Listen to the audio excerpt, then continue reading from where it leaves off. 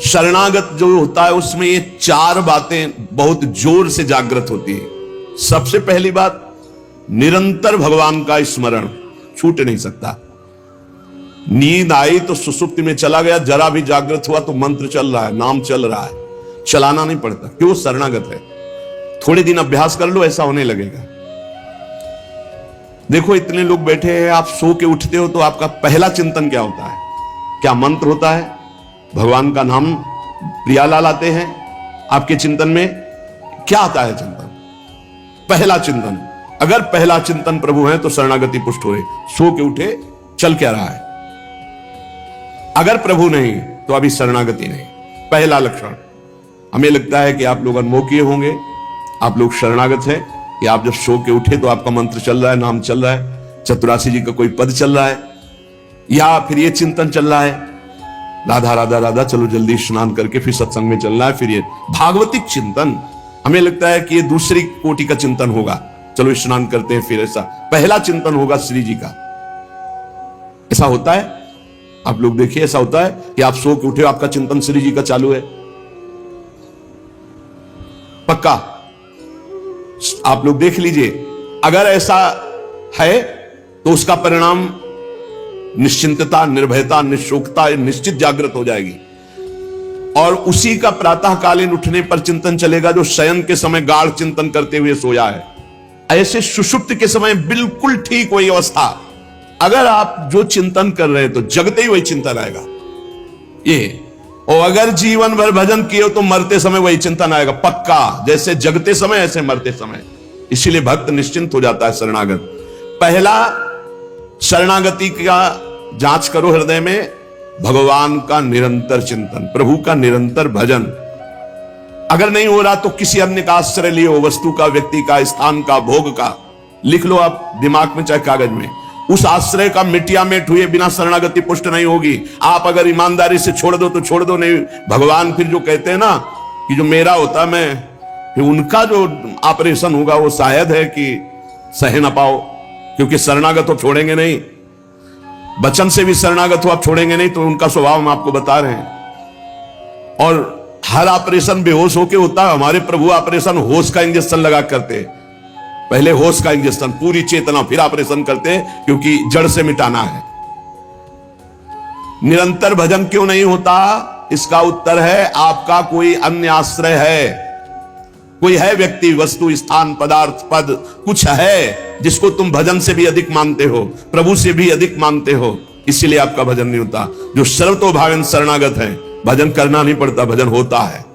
चलना प्रदक्षिणा होती, बोलना स्तोत्र होता है, सोना समाधि होती है, भोजन पाना यज्ञ होती है, हर चेष्टा उनकी भजन होती है। दूसरा, अपने प्रभु से कुछ ना चाहें, यहां तक कि मोक्ष भी ना चाहें। क्यों चाहे? क्या आप जानते नहीं कि क्या करना है? सर्वज्ञ हो, जब जो चाहे करो, हम राजी हैं। पहला, निरंतर भगवान का भजन। दूसरा, अपने प्रभु से कोई भी मांग ना रखना, शर्त ना रखना। जो शर्त होता है वो प्रेम नहीं होता। प्रेम में कोई शर्त नहीं होती, सौदेबाजी नहीं होती। प्रेम में सौदेबाजी नहीं होती, सौदेबाजी प्रेम नहीं होता, पक्की बात सुन। तीसरा, प्रभु के हर विधान में आनंदित होना। प्रभु के हर विधान में आनंदित कौन होता है? शरणागत। नहीं तो विधान की जांच होती है, अनुकूल है कि प्रतिकूल। प्रतिकूल है तो नो नो नो। ये जो कच्चाई होती है शरणागति में, वो भरभरा जाता है, शोकित हो जाता है, इधर उधर डगमगा के आश्रय लेने लगता है। हर विधान उनका मंगलमय। चौथा, भगवान के किसी भी विधान में विरोध भाव ना करना।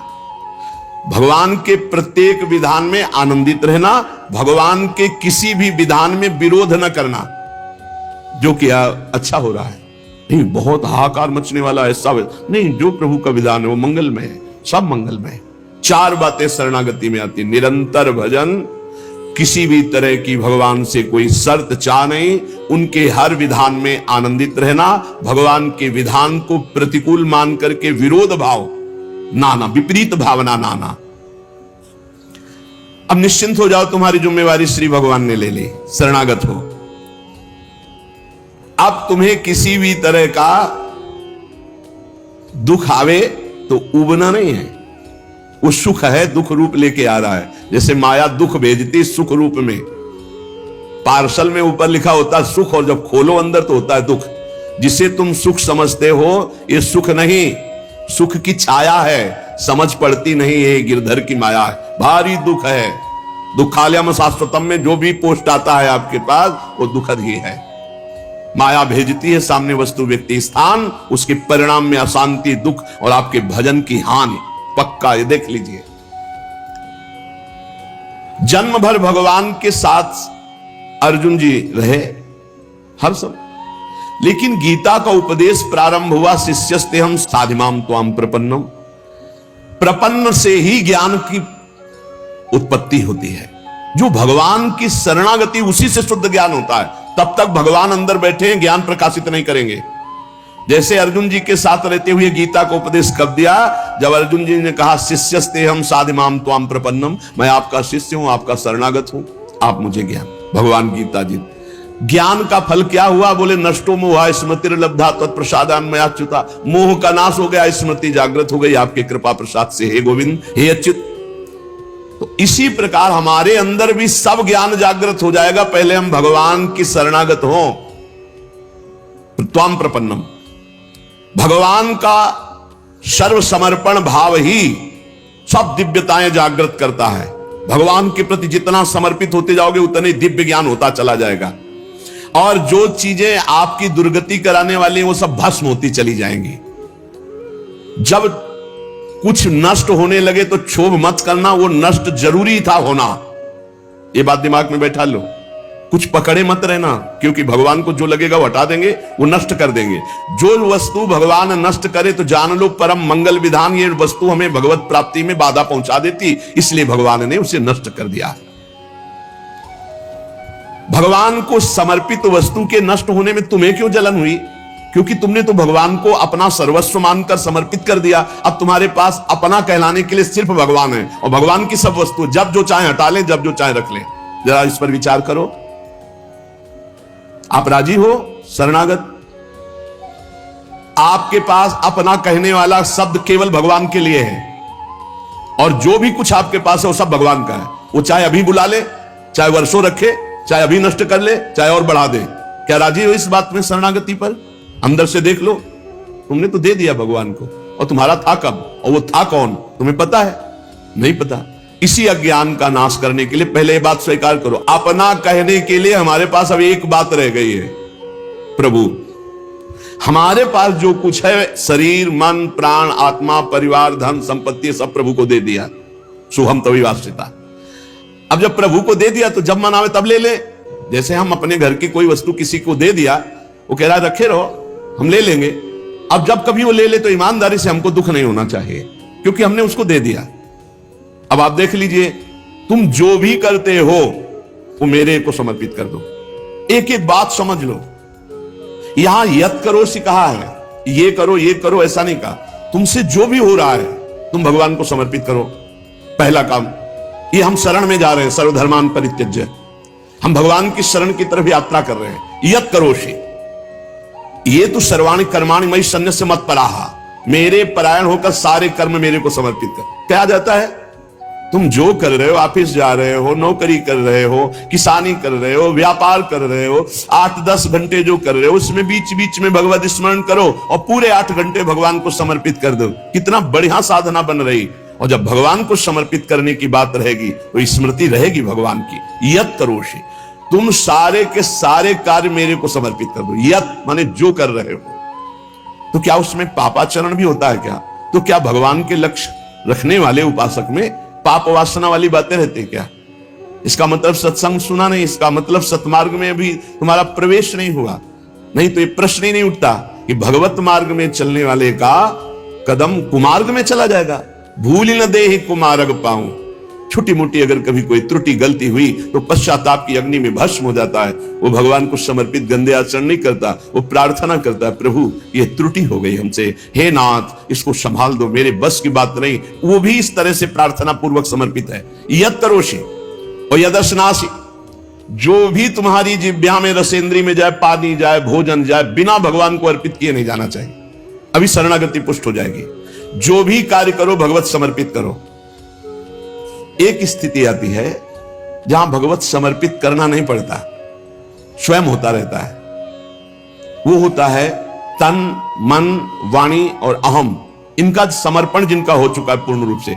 अब उनका नहीं होता कृष्णार्पणमस्तु, ये तो प्रारंभिक, पर ये जब तक स्थिति नहीं है तब तक प्रारंभिक दशा में ही हो। हर समय भगवदाकार स्थिति, कौन किसको समर्पण करे, ये स्थिति जब तक नहीं तब तक सिद्ध बनने की कोशिश न करे। आचरण जैसा आज्ञा हो रही शास्त्र की वैसे चले तो स्थिति आ जाएगी। यदश्नासी, बिना भगवान को अर्पित किए कुछ नहीं खाना। भगवान आदेश करें जो पा रहे हो वो मेरे को अर्पित करो पहले। यदि शुद्ध शरणागति प्राप्त करना है तो जो कर्म कर रहे हो पहले, ये तो सर्वाणि कर्माणि भगवान कह रहे हैं, यत् करोषि, जो कर रहे हो मेरे को अर्पित करो। जो खा रहे हो वो मेरे को अर्पित करो। कुछ भी ऐसा खाओ मती जो भगवान को अर्पित नहीं कर सकते, ऐसा करो मती जो भगवान को अर्पित नहीं कर सकते। यज्जुहोषि, अब जो भी तुम भागवतिक आचरण करते हो, हवन यज्ञ आदि, तो बोले हम तो हवन नहीं करते, हम तो यज्ञ नहीं करते। यज्ञानाम जप यज्ञोस्मि, यज्ञों में सबसे बड़ी यज्ञ है जप यज्ञ। तो आप जो ये जप यज्ञ कर रहे हैं ये भगवान को अर्पित करो। भगवान कह रहे हैं ददाशी, जो तुम दान देते हो, दूसरों की सेवा करते हो, उसके भोक्ता मत बनो, कर्ता मत बनो। कर्ता कैसे नहीं बनोगे? हमारी वस्तु है, हम दान देते हैं, नहीं नहीं, प्रभु की वस्तु है। त्वदीयम वस्तु गोविंदम तुभ्यमेव समर्पये, आपकी दी हुई वस्तु आप इस रूप में आए, आपको दे दिया। ये भगवत शरणागति पुष्ट होने का उपाय भगवान कह रहे हैं। यह तपस्या, जो तुम साधना कर रहे हो, जो तुम तपस्या कर रहे हो, वो सब मेरे को अर्पित कर दो। अर्थात तुम्हारी पूरे जीवन की, पूरे दिन की जितनी चेष्टाएं हैं सब भगवद अर्पित होनी चाहिए। इससे तुम्हारी शरणागति पुष्ट हो जाएगी। यद करोसी यदस्नासी यद जुहोसी ददासी यद तपस्यसि कौन्तेय तत्कुरुषु मदर्पणम, मेरे को अर्पित कर दो। अब ध्यान रखना, अब अपनी कमी की चिंता नहीं करनी, क्योंकि हमने भगवान को सब कुछ अर्पित कर, और कमी रहेगी नहीं। कमी रहती है अहंकार के कारण, भगवत विमुक्ता के कारण। फिर भी आपको संतुष्ट करने के लिए कह रहे हैं कि जैसे हम अपना मकान किसी को दे देते हैं, तो मकान में जाले लगे हैं या टूटा है या कुछ भी बिगड़ा है, अब ये सारी जिम्मेवारी जिसने मकान खरीद लिया, ले लिया, उसकी होती है। वो मरम्मत करवाएगा, वो सफाई करवाएगा। ऐसे ही हम अपने तन को, अपने मन को, अपने प्राणों को, अपने जीवन को जीवननाथ प्रिया प्रीतम के चरणों में समर्पित कर दिया। अब हमको बेपरवाह रहना है इस विषय से। अब हमारा क्या होगा हमको ये चिंता नहीं करनी। अगर चिंता है तो शरणागति नहीं हुई। अगर ये चिंता है कि मेरा क्या होगा तो शरणागति नहीं हुई। सोचो, संसार में कोई तुम्हें प्यार नहीं करता, मान लो बात।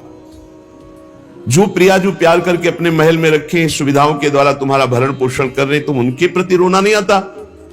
उनके प्रति तुम्हें ये गुस्सा आता है कि ये प्रतिकूलता क्यों दे दी, हमारी ये अनुकूलता की बात थी, अनुकूलता क्यों नहीं दी? अरे जिनसे तुम अनुकूलता की आशा करते थे वो तो तुम्हें देखना नहीं चाहते।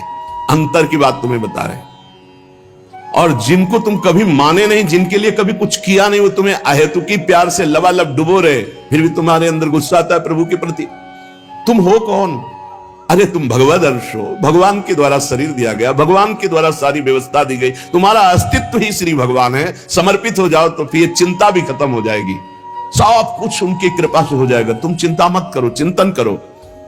भगवान हमें मोक्ष दे दे, भगवान हमें स्वर्ग दे दे, भगवान हमें अनुकूलता दे दे, भगवान हमें अमुक वस्तु दे दे, ऐसा सोचने वाला समर्पण नहीं हुआ, अभी शरणागत नहीं हुआ। सर्व समर्पण में ये सोच ही नहीं रह जाती।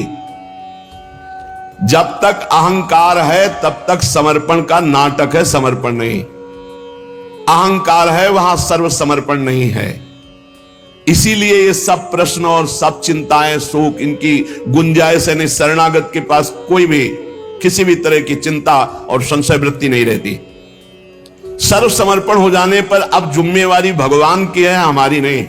हमारा केवल कर्तव्य भगवान का आदेश पालन करना। वो आदेश करें अनन्यस चिंतयन्तो माम, केवल मेरा अनन्य चिंतन करो, माम अनन्यस चिंतन। जिस प्रकार पतिव्रता पत्नी पर पति का पूर्ण अधिकार होता है, उसी प्रकार पत्नी का पति के संपूर्ण वैभव पर भी अधिकार और गोत्र पर भी अधिकार। वही नाम, वही गोत्र, वही संपत्ति। जिसके जीवन में भगवान के प्रति समर्पण आ गया तो उसकी ठसक हो जाती है। तुम किस गोत्र के हो? बोले अच्युत गोत्र, श्री हरिवंश सुगोत कुल। जो अपनी महिमा से कभी च्युत नहीं होते, उन हम भगवान के हैं। अब हमारा गोत्र, हमारी जाति, हमारा कुल भगवान है। और यही सिद्धांत परम सत्य है। एक माई आके बहुत रोई और कही जिंदगी हो गई, नौ दुर्गा पूरी रहती थी, रोज शंकर जी को जल चढ़ाती और रोती जा रही थी। और मतलब हो सकता है 65 वर्ष की, हमारे पति को ले लिया, हमारी पूरी श्रद्धा नष्ट हो गई, जीवन भर व्रत। और शरणागति को समझो भाई, बहुत आनंद आ जाएगा आपके पास। अगर आप भगवत मार्ग में चल रहे हैं, शरणागत हैं, तो आपके पास अपना कहने के लिए अब कुछ नहीं बचा, वो केवल श्री भगवान है। मेरे तो गिरधर गोपाल, दूसरों न कोई। अब दूसरी जो कुछ भी है, वस्तु, व्यक्ति, स्थान, वो गोविंद का है। जब चाहे गोविंद ले ले, जब चाहे बढ़ा दे, जब चाहे घटा दे, जब चाहे नष्ट कर दे। तुम्हें दुख नहीं होना चाहिए। अगर दुख होता है तो अभी शरणागत नहीं हो। कितनी ऊंची स्थिति शरणागत की है। अब जो जीवन में प्रभु का शरणागत है, उसका पहला लक्षण कि निरंतर स्मरण करता है, तो अंत काल में भगवान का स्मरण होगा।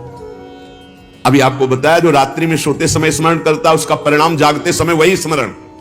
जो जीवन भर स्मरण करता है, तो अंतिम समय भगवत स्मरण होता है। और भगवान का वचन है, अंत काले च मामेव स्मरन मुक्त्वा कलेवरम यह प्रयात समद्भावम याति नास्त्यत्र संशयः। जो जीवन भर भजन करता है, उसका अंतिम समय भजन भगवान करवाते हैं, क्योंकि बड़ी दुखद स्थिति होती है। उस समय जब भगवत स्मरण करते हुए शरीर त्यागता है, तो सीधे भगवान को प्राप्त हो जाता है। आपको कल चर्चा के प्रारंभ में बताया था, गीता वाटिका में अग्निकांड हुआ था। बड़ा भयावना था, इतना भयावना था कि सब अर्धरात्रि में सो रहे और 20 फूस की झोपड़ी बनी हुई थी। अखंड नाम कीर्तन 24 घंटे वाला, सालों। लगभग सब साधक मौनी थे, जो उन कुटियाओं में सो रहे थे, 2-2, 4-4। अल्पाहार, मौन, कोई बिल्कुल फलाहार, सब दिव्य साधना में लगे। और जब आग लगी थी, वस्त्र, ठाकुर जी, पाठ के ग्रंथ, चित्रपट सब जल गए थे, क्योंकि सब उपासक ही थे। जब भाई जी हाहाकार सुनाई दिया तो भी निकले। तो उनका जो भोग के लिए घी है वो लाओ, बूरा है वो लाओ, और जो जाज्वल्यमान अग्नि डलवा, भगवान पधारे। चित्रपट, सिंहासन में विराजमान विग्रह है, क्योंकि छोटे छोटे विग्रह साधकों के पास, ग्रंथ पाठ के सब फिर भाई जी ने मेरे भगवान इस रूप में आए। फिर साधकों को समझाया कि आपके अंदर बैठे हुए भगवान को अग्नि नहीं जला सकते, बाहर की लीला में खंडन मंडन होगा। आपने जो अंदर नाम चला रखा है, इस उपासना को कोई छू नहीं सकता। बाहर की उपासना में विघ्न पड़ेगा। बाहर की लीला एक अलग है, इसीलिए उपासक अंतर्मुखता पर प्रधानता रहे। अंतर्मुखता पर प्रधानता नहीं रहेगी, बोले हमारे भगवान गिर गए, कोई बहुत अनिष्ट होने वाला है, आग लग गई, कोई बहुत अनिष्ट। अरे अनिष्ट कैसे हो सकता है? मंगल भवन की शरण में अनिष्ट हो सकता है? बोले कोई विनाश लीला होगी, क्यों नहीं होगी? सृष्टि रचना लीला होती, पालन लीला होती, तो विनाश लीला होना कौन सा भयावा है भाई? 3 लीलाएं हैं, तो भयावा क्या है इसमें? विनाश होगा तो क्या विनाश होगा? अविनाशी का विनाश नहीं हो सकता, विनाशी को बचना नहीं है, तो आज है नहीं तो कल विनाश तो होना ही है, क्या परेशानी है? जब सब में भगवान को देखने की भावना ऐसी जागृत हो जाए कि भयावह स्थिति में भी आपको भगवान दिखाई दे, तो जानो बहुत जन्मों की साधना सिद्ध हो गई। भाई जी ने बूरा और घी डलवाया, इसमें लिखा है बूरा और घी डलवाया, भगवान आए, भगवान आए। बहुनाम जन्मनाम अंते ज्ञानवान माम प्रपद्यते वासुदेवा सर्वमिति सा महात्मा स्वदुर्लभा। भगवान कहते हैं बहुत जन्मों की साधना जिनकी हो गई है और जिनका अंतिम जन्म है, उनको इस तत्व का बोध होता है कि सब में भगवान वासुदेव है, ये बोध होता है। ऐसा महात्मा बड़ा दुर्लभ है जो सब में भगवान को देखता है। मत्ता पर तरम नान्यत किंचिदस्ति धनंजय मयि सर्वमिदं प्रोतम सूत्रे मणिगणाय। भगवान कहते हैं जैसे सूत की माला में सूत की मणियां तो मणिया और माला सब कुछ सूत ही है, ऐसे ही भगवान में, ये जगत भगवान में है।